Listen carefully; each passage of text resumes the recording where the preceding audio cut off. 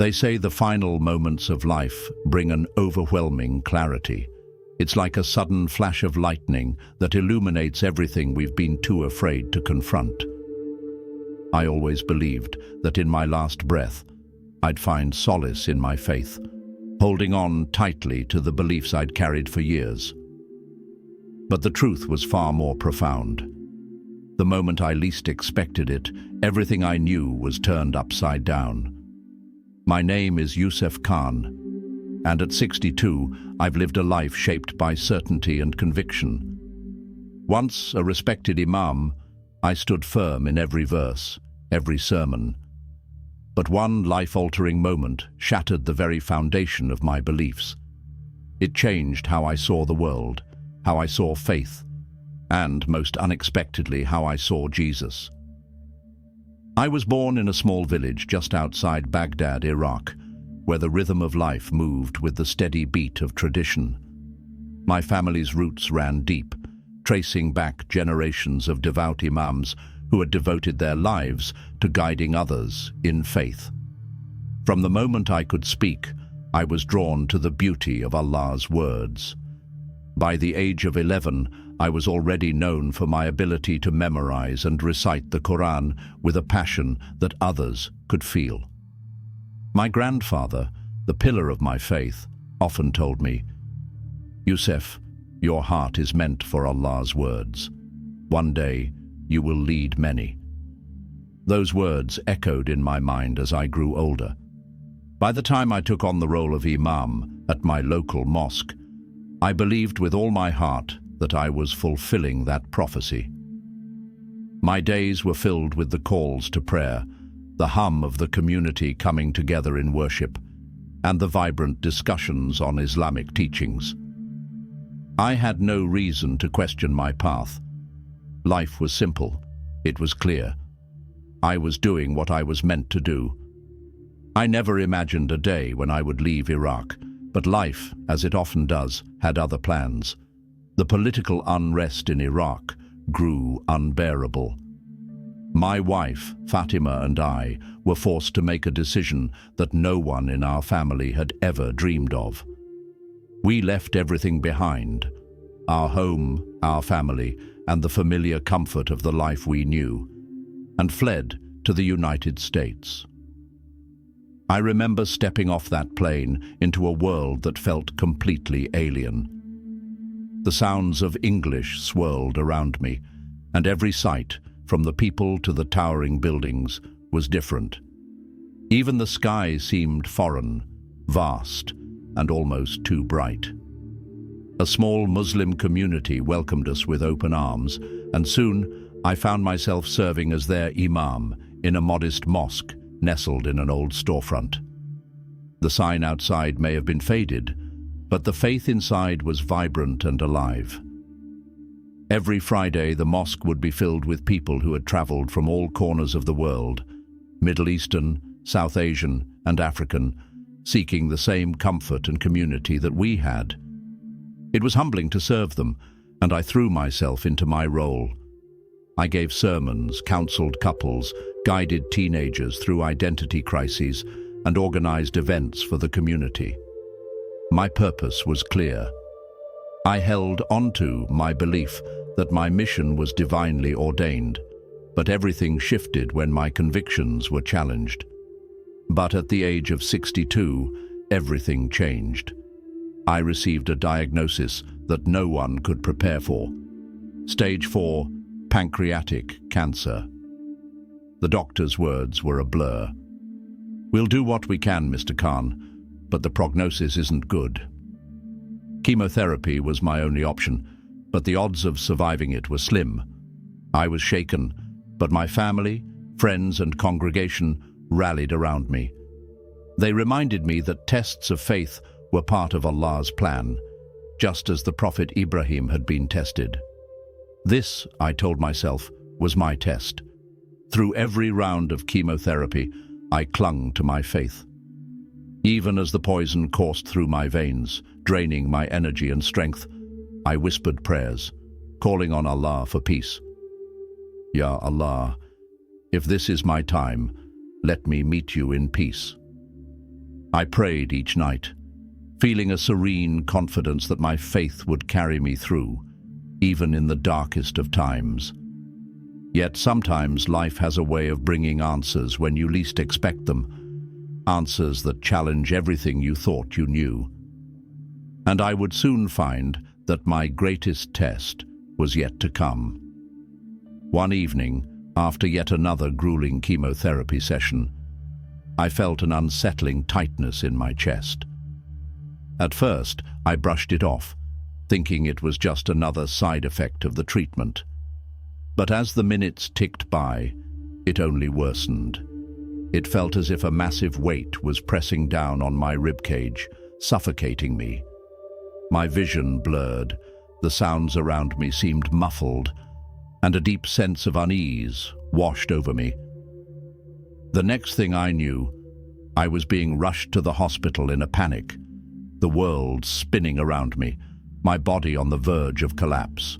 But then, something extraordinary happened. I was suddenly above myself, witnessing doctors and nurses scramble around me, their frantic efforts to save my life unfolding below. I could hear them shouting my name, their voices frantic, but none of it felt real. I wasn't afraid. In fact, an overwhelming calmness enveloped me. It was as if I was no longer tethered to this world, floating above it all. Is this death? I thought to myself. Shouldn't my consciousness have just ceased? Then something drew my attention. At the edge of my vision, I saw a light. It wasn't blinding like the harsh glare of the sun. Rather, it was warm and inviting, a soft glow that beckoned me closer. It pulsed with a gentle energy, full of peace and comfort. As I moved toward it, I began to hear echoes of my life.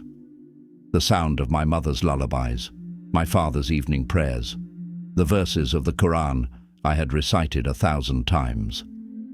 The more I focused on the light, the more it enveloped me, wrapping me in its warmth. For a fleeting moment, I thought to myself, this must be paradise.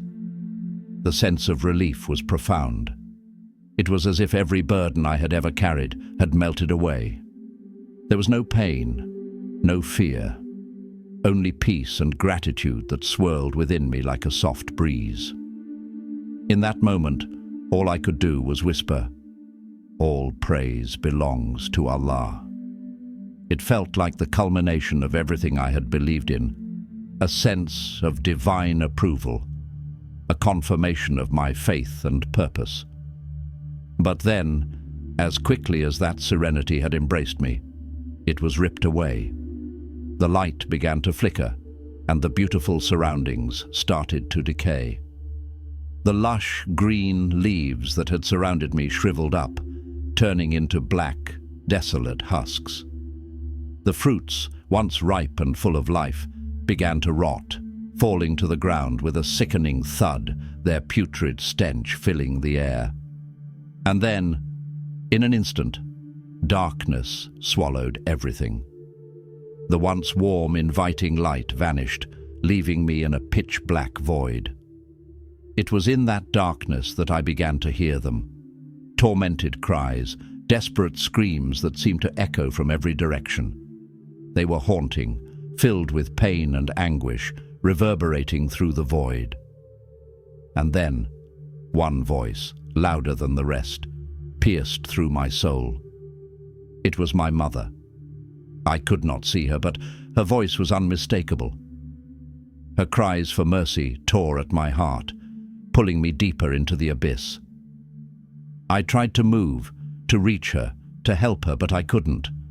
I was weightless, floating in that endless dark, trapped in a place I couldn't escape. Fear surged through me, blossoming into sheer terror.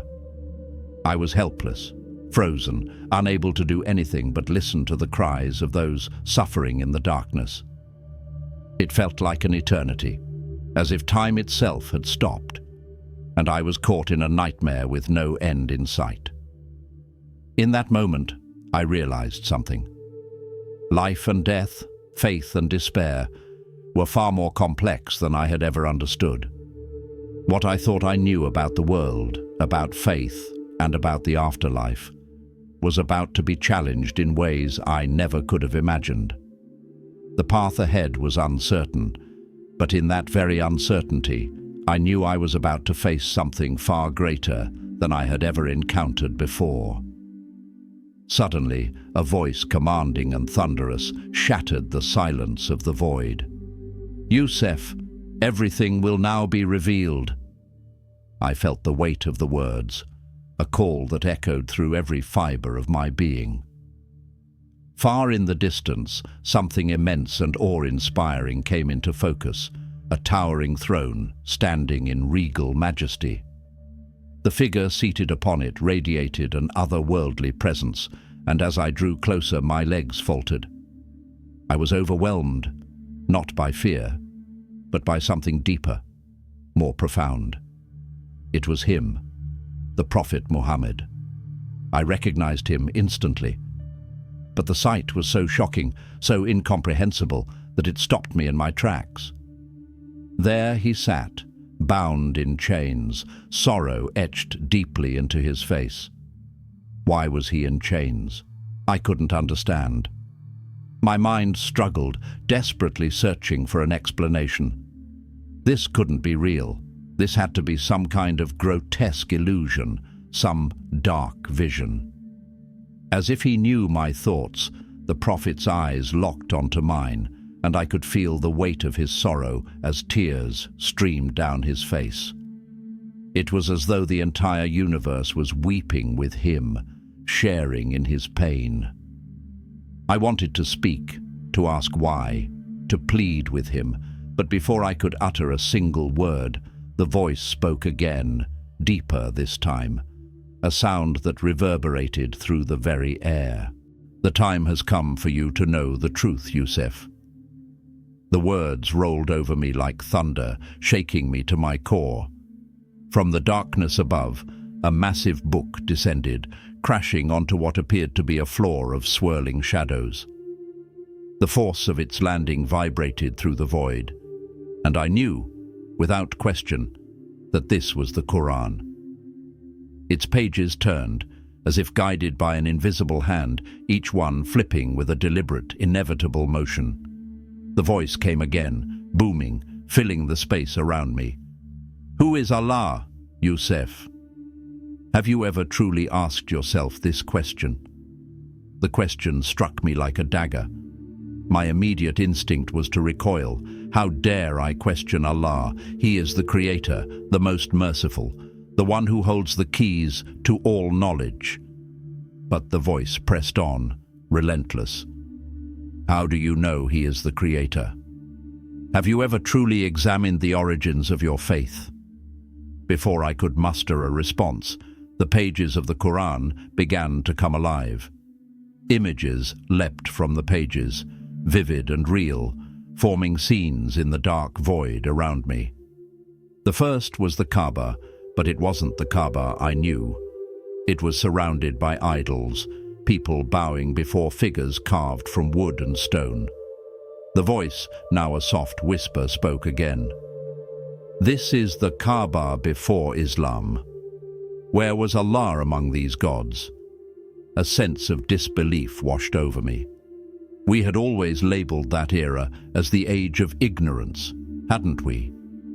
But these images, these scenes, were they real? My head spun, struggling to grasp what was unfolding before me.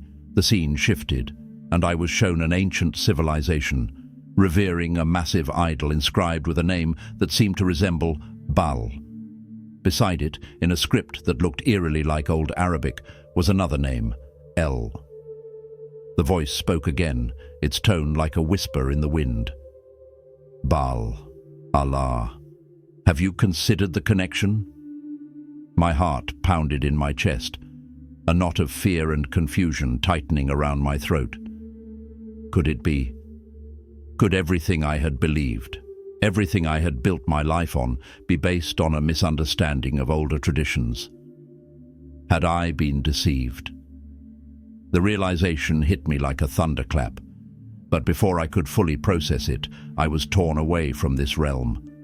My mind, still reeling, could hardly comprehend what had just transpired. In an instant, I was pulled from that place, away from the truth I had been shown, away from the weight of those revelations. But even as I was pulled back, one question remained, burning in my soul. What now? What was the truth I had just glimpsed? And how could I ever return to the life I had once known, now that everything had been shattered? I woke up in the hospital, gasping for air, my body drenched in sweat. Nurses and doctors crowded around me, their faces a mix of relief and concern. One of them spoke. "You're back, Mr. Khan." But despite the words, I felt no relief. My heart was pounding, yes, but something deeper, something within my soul, was unsettled. As my body regained its strength, my mind was far from calm. The echo of that voice, the commanding, relentless voice, still reverberated in my ears. My physical heart may have been beating once more, but my spiritual core was in turmoil. The images, the visions, the questions, they wouldn't leave me.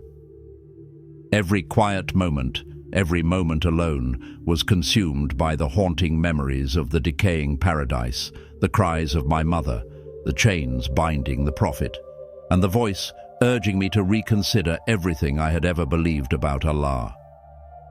I knew deep down that I could never go back to the life I had known. The man I was before no longer existed, not after what I had seen, not after what I had felt. But how could I explain this to Fatima? My wife, my steadfast partner, had been my rock through every trial. Through the war, the displacement, the cultural upheaval. If I told her everything we had built our life upon was now in question, would she stand by me? Or would she think I had lost my mind? Weeks turned into months, and I withdrew from everything. My congregation began to notice my absence. I stopped delivering sermons, telling everyone it was the cancer. But the truth was, my mind was consumed by deeper, more troubling questions. I spent countless hours in my study, poring over books, texts, and resources that had once felt familiar, but now seemed strange. My Arabic texts, the very words I had lived by, now carried meanings I had never noticed before, as though they held hidden secrets, waiting to be uncovered. I ventured into unfamiliar territories, reading about pre-Islamic traditions, the development of monotheistic beliefs in the Middle East, and critiques of the Quran's origins. It was like peering over a cliff, breathtaking and terrifying all at once. I remembered how I had once dismissed these discussions, calling them the whispers of Shaitan. But now I found myself unable to look away, unable to resist the pull to search for the truth that felt like it was slipping through my fingers. Fatima watched me in silence. She'd bring me tea, her eyes full of concern as she lingered in the doorway, not knowing what was happening inside my mind. Sometimes late at night, I would catch her wiping away tears. We had faced so much together, but now I was shutting her out. How could I explain the darkness I was wrestling with? How could I confess that I was afraid, not just of losing my faith, but of losing everything I had believed to be true about life, love, and the world? I was paralyzed by fear. Fear that if I spoke my doubts aloud, I would betray my community, my family, my heritage. How could I tear down the walls of everything I had built? But at the same time, how could I continue living a lie? During my darkest days, when it felt like the weight of the world was pressing down on me, I found an unexpected source of comfort in Dr. Thompson, my oncologist. She wasn't Muslim, but there was something in her demeanor that reminded me of the calmness I often found in the most revered figures of my faith. Gentle, wise, and deeply understanding. She had witnessed countless patients grapple with mortality, and in that vulnerability, she saw something more in me than just a man fighting cancer. One afternoon, after reviewing my latest test results, she sat across from me, her voice soft but full of concern. "Youssef," she said, "I can see you're battling more than just cancer. If you ever need an ear, I'm here." Her words, simple as they were, felt like a lifeline. At first, I hesitated to open up, unsure of how much I could reveal. But over time, our doctor-patient relationship evolved into a respectful friendship. She shared with me her own struggles, how she had grown up in a strict Christian household and wrestled with the apparent contradictions between faith and science. Despite her doubts, she never abandoned her belief in God. "God gave us minds to inquire, not just to obey," she said one day, her voice filled with a quiet conviction that resonated deep within me. It was a statement that shook something in me, offering reassurance in a way I hadn't expected. For the first time in a long while, I felt that questioning could be part of faith, not its enemy. Around the same time, a young Muslim resident, who recognized me from the mosque, found me sitting alone in the hospital chapel. I was surprised, embarrassed even, but he didn't judge me. Instead, he shared his own struggles, how he, too, was trying to reconcile medical science with certain traditional interpretations of Islamic doctrine. "I want to be a good Muslim and a good doctor," he said, his voice tinged with frustration, "but I don't always know how." His honesty struck me deeply. There was no grand spiritual revelation, no quick answers to my questions, but his vulnerability, his willingness to admit his uncertainties, felt like a lifeline. For the first time in weeks, I didn't feel so alone. Here was someone, from my own faith, who was wrestling with the same conflicts that were tearing at me.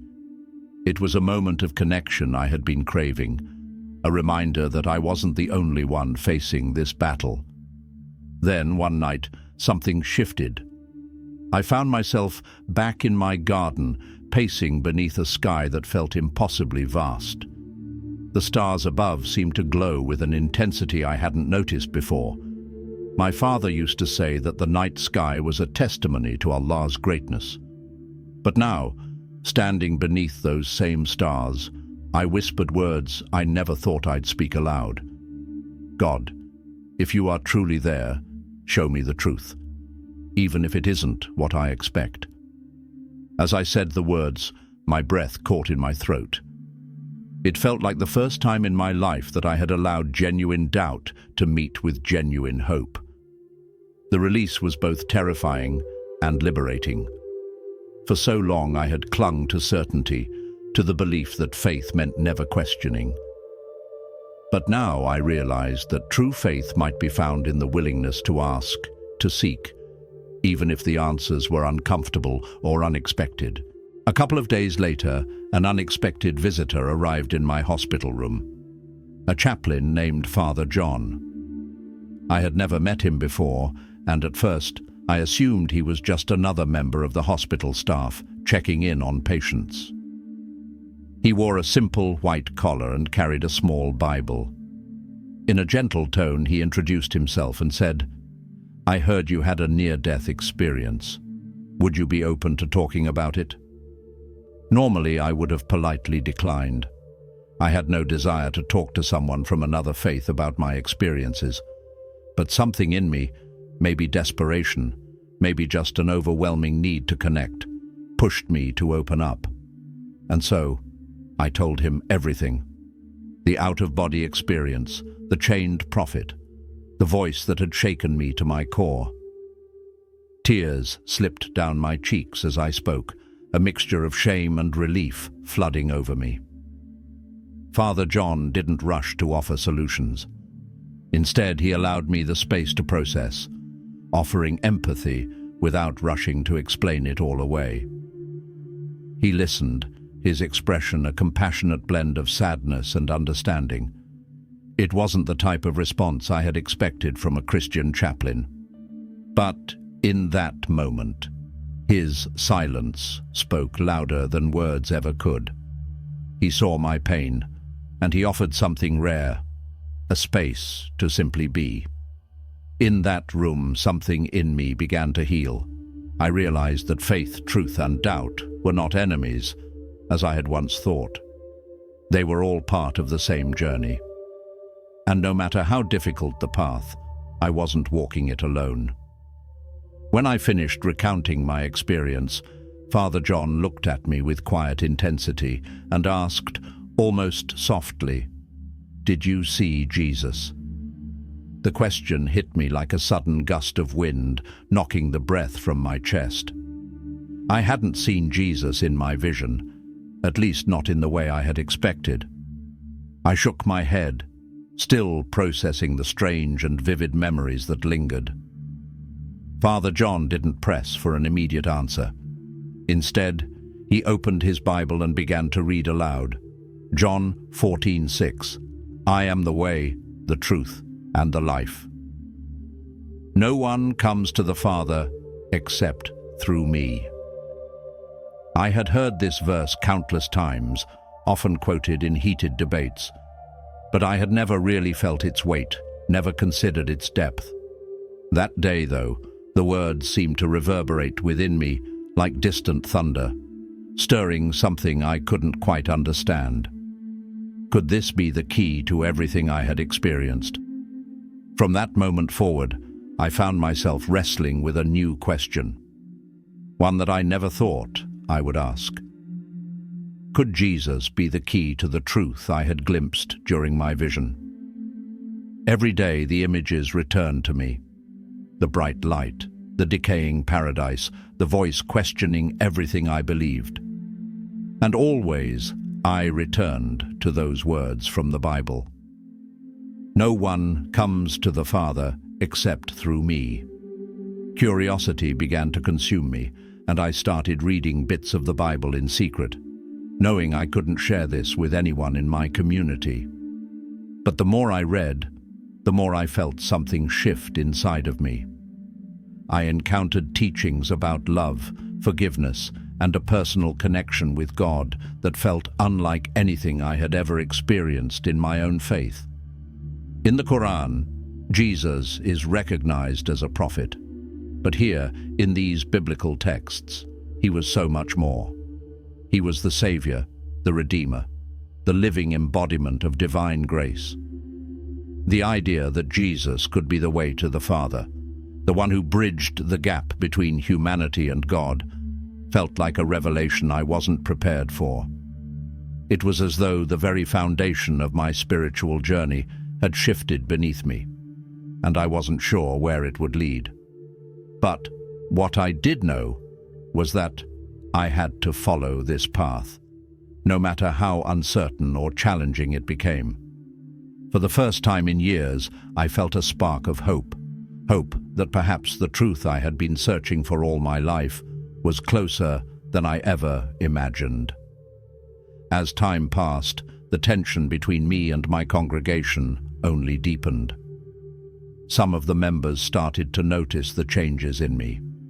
They suspected I was losing my faith, and soon I was receiving worried phone calls, even visits to my home.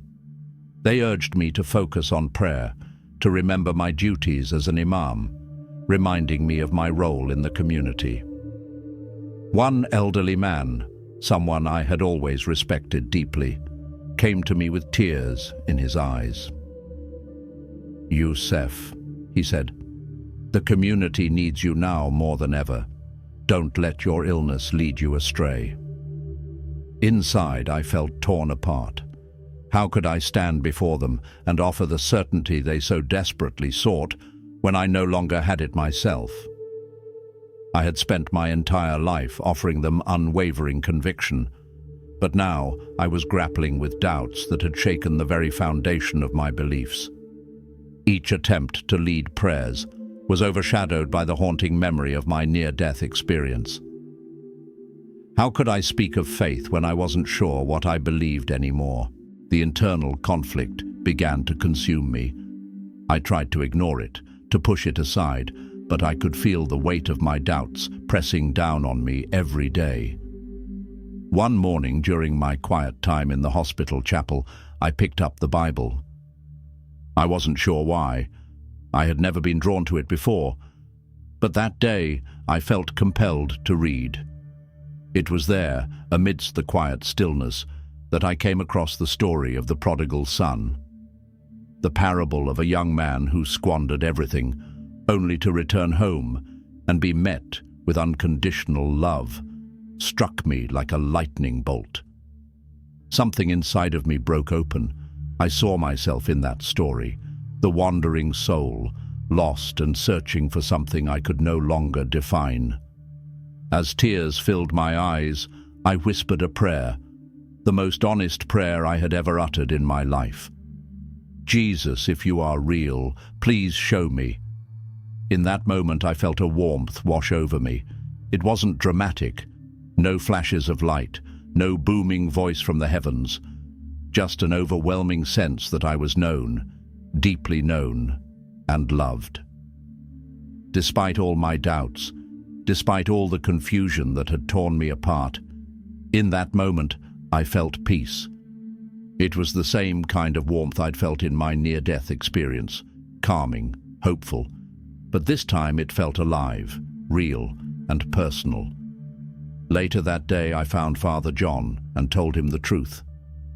"I believe in Jesus," I said, my voice trembling, "but I'm scared." He smiled gently, his eyes full of understanding. "Faith often involves courage, Youssef," he said softly. We talked for hours about baptism, about dying to an old life and rising to a new one, just as Jesus had died and risen again. I could feel the weight of the decision pressing down on me. My heart ached at the thought of what my family and community would say. But the pull I felt towards this new truth was too strong to ignore. A week later, in a small side room of Father John's church, I was baptized. The simple act of water flowing over my head felt like the release of a lifetime of fear and doubt. It wasn't dramatic, it wasn't a grand spectacle, but it was profound. In that moment, I felt a peace and belonging that I had never known before. It was as if the chains of uncertainty that had bound me were finally loosened. "You are free, my brother," Father John whispered as he embraced me. And for the first time in what felt like forever, I believed it. As I reflect on everything I've been through, it's impossible to ignore the powerful lesson that has come from this journey. I was once so certain about the path I walked, my faith solid and unwavering, guided by beliefs that had been passed down for generations. But life, in its infinite wisdom, had a different plan for me. It took illness, despair, and a profound near-death experience to open my eyes to a truth I had never imagined. What I thought I knew, I no longer knew at all. I was forced to confront not only the fragility of life, but also the deeper meaning of faith, truth, and who I am. It wasn't just about the cancer. It wasn't just about the tests, the treatments, or the medical jargon that I had become so familiar with. It was about something far more profound, the uncertainty of existence, the fact that everything we take for granted can be stripped away in an instant. And when that happens, when everything you've known starts to crumble, you have to face the most uncomfortable question: what do I believe? That question, what do I believe, is one we all have to ask ourselves at some point. It's easy to go through life with blind faith, to follow a path because it's what we were taught, what our families expect, or what society tells us is right. But when you're forced to look deeper, when you have no choice but to confront your own doubts and fears, that's when the real journey begins. I've come to realize that faith is not just about having answers. It's about embracing the questions, even when the answers are elusive, even when they challenge everything you thought you knew. I wasn't expecting this journey to lead me to Jesus. I wasn't seeking it. I didn't even think I needed it. But when I found myself in that hospital room, grappling with the overwhelming weight of doubt, I reached out, not knowing where my hand would land. And it was in that moment when I whispered that simple prayer, "Jesus, if you are real, please show me," that everything began to change. It wasn't a grand vision. There were no angels or divine voices. But the warmth I felt, the overwhelming sense of peace, was something I had never experienced before. And that peace, that sense of being known and loved despite all my doubts, was enough to change my life forever. The message here is simple. Sometimes we need to be broken open in order to find the truth. We need to let go of our preconceived notions, our comfort zones, and allow ourselves to be vulnerable. It is through that vulnerability, through questioning, through facing our fears and doubts, that we find a faith that is real, a faith that is ours, not inherited, not borrowed from others, but a faith that comes from within, forged through our own struggles and revelations. I encourage you, if you are struggling with doubt or uncertainty, to take a step back. Look within. Ask yourself the hard questions. And don't be afraid to seek the answers, even if they lead you down a path you never imagined. You may find that the truth you've been searching for is closer than you think. It may be in the love you've always known, the compassion you've felt, or the quiet whispers of your soul. I want to leave you with this. If you are feeling lost, if you are questioning everything you thought you knew, know that you are not alone. You are not the first to go through this journey, and you won't be the last. Faith is not about certainty, it's about trust. Trust that in the end, the answers will come, even if they come in unexpected ways. So, if you've found something in my story that resonates with you, if my journey has sparked something inside of you, I encourage you to like this video, share it with others, and comment below. Let's open up a conversation about doubt, faith, and the pursuit of truth. Let's create a community where we support each other in asking the tough questions and seeking the answers that bring us closer to peace. And if you haven't already, subscribe to this channel, because I promise you that more stories like this, stories of struggle, growth, and the power of faith, are coming. Together, we can explore the depths of our beliefs, challenge our assumptions, and walk the path of truth wherever it may lead us. May you be blessed with the courage to ask, to question, and to seek the truth, no matter where it takes you. I believe that when we do, we not only find the answers we're looking for, but we also discover a peace that surpasses understanding, a peace that only comes from knowing that, even in our doubts, we are deeply loved. Thank you for being here with me on this journey. Don't forget to comment, like, share, and subscribe, because I believe that together we can find a truth that will transform our lives. And may God bless you wherever you are on your path.